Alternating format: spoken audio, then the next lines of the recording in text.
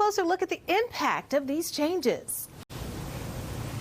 Well, yeah, Tammy, members of Congress say that they were largely caught off guard by the news, especially because these in-person briefings had already been scheduled for the end of the month. Now they will happen in writing only, and critics say this leaves Congress largely in the dark just months ahead of a major election. This relationship between Congress and the intelligence community is at a crisis. For the administration to decide not to provide these briefings any longer puts our democracy at risk.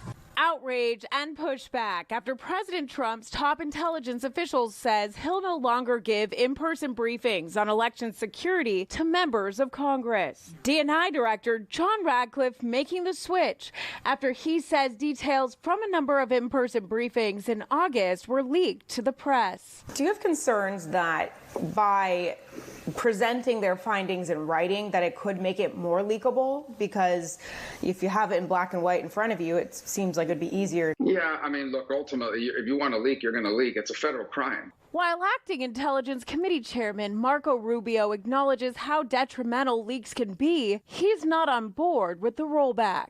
The answer to that frustration can't be, however, that we're just not going to talk to Congress anymore. That's not what the law says. Rubio tells us Radcliffe will provide in-person briefings to his panel, but that does not extend to the Intelligence Committee in the House led by Democrats. There's still a responsibility to provide lawmakers with in-person briefings where we can ask questions and better understand the nuances of intelligence. The news, a major blow for Representative Stephanie Murphy, who has long advocated for more information about election security from the federal government. This after she first learned of breaches by Russian hackers inside several county computer networks in Florida years later. I'm absolutely concerned about making sure that Congress has the information that we need when it comes to foreign actors trying to interfere in our elections.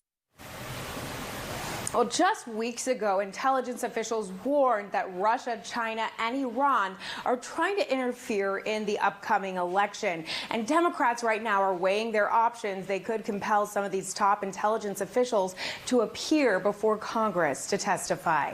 We are live in Washington tonight. Samantha-Jo, Spectrum, News 13.